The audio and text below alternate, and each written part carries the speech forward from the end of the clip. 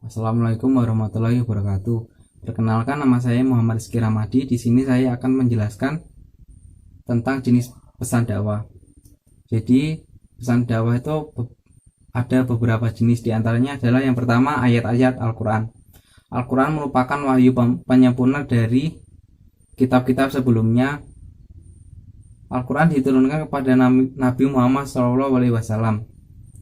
Semua pokok ajaran Islam secara global terdapat dalam Al-Quran, sedangkan untuk detailnya dijelaskan dalam hadis. Yang kedua adalah hadis Rasulullah SAW. Segala hal yang berkenaan dengan Rasulullah SAW yang meliputi ucapan, perbuatan, ketetapan, sifat, bahkan ciri fisiknya dinamakan dengan hadis. Hadis juga dapat menjadi sebuah pesan dalam dakwah, karena hadis menjelaskan tentang pokok-pokok yang ada di dalam Al-Quran. Yang ketiga ada pendapat para sahabat Rasulullah SAW. Jadi sahabat adalah seseorang yang hidup pada zaman Nabi dan bertemu langsung dengan Nabi. Pendapat sahabat memiliki nilai tinggi karena kedekatan mereka dengan Nabi dan proses belajarnya yang langsung dari beliau di antara para sahabat Nabi yang lain. Yang keempat ada pendapat para ulama. Pendapat para ulama apapun isinya dan kualitasnya harus dihargai, karena ia dihasilkan dari pemikiran yang mendalam berdasarkan sumber utama hukum Islam dengan pendapat ulama yang telah ada. Yang kelima adalah hasil penelitian ilmiah. Tidak sedikit ayat Al-Quran yang bisa kita pahami lebih mendalam dan luas serta dibantu hasil sebuah penelitian ilmiah. Inilah hasil penelitian yang menjadi salah satu sumber pesan dakwah. Jadi pada masa sekarang manusia lebih mengutamakan penelitian ilmiah daripada tuntunan dari Al-Quran. Namun di samping itu sebuah penelitian juga harus tetap berpegang teguh pada Al-Quran. Dan dalam sebuah penelitian ada beberapa batasan-batasannya. Terus yang keenam, kisah dan pengalaman teladan. Ketika mitra dakwah merasa kesulitan dalam mencerna pesan dakwah yang kita sampaikan, kita mencari upaya-upaya yang memudahkannya. Salah satunya adalah menceritakan pengalaman seseorang atau pribadi yang terkait dengan topik. Jadi setiap seorang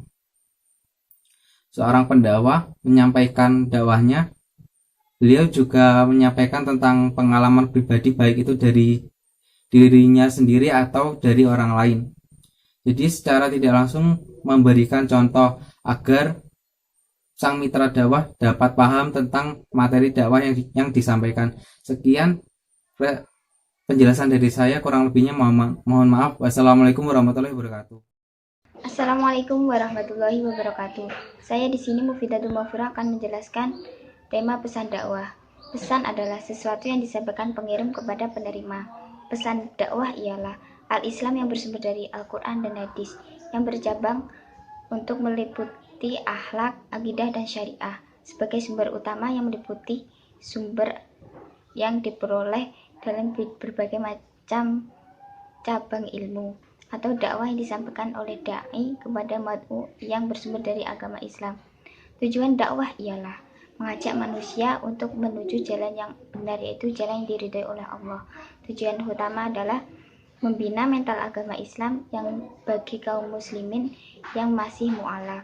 Kedua, mengajak umat manusia yang belum beriman untuk beriman kepada Allah. Mendidik dan mengajak anak-anak agar tidak menyimpang dari fitrahnya. Komponen dakwah yaitu 1. Dai, 2. Mad'u, 3. Maddah. Yaitu dai adalah pelaku dakwah, mad'u mitra dakwah, maddah ialah materi dakwah yang meliputi akidah, akhlak, dan syariah. Sumber pesan dakwah adalah Al-Quran, Al-Hadis, dan pendapat para ulama dan pendapat para sahabat Nabi Muhammad SAW. Sekian dari saya, mohon maaf apabila ada kekurangannya. Wassalamualaikum warahmatullahi wabarakatuh. Assalamualaikum warahmatullahi wabarakatuh. Di sini saya Alfi akan menyampaikan karakteristik dakwah. Apa sih yang dimaksud dengan karakter? Karakter yaitu sifat atau ciri khas yang dimiliki pada sesuatu tersebut. Jadi, karakteristik dakwah adalah sifat atau ciri khas yang ada pada dakwah tersebut. Pesan dakwah adalah isi pesan yang dikomunikasikan secara efektif terhadap penerima dakwah.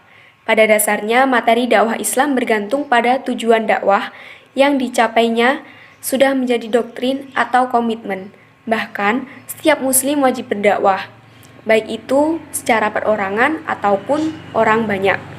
Karakteristik dakwah dibagi menjadi 7. 7 karakteristik dakwah itu apa saja? Yang pertama yaitu orisinil.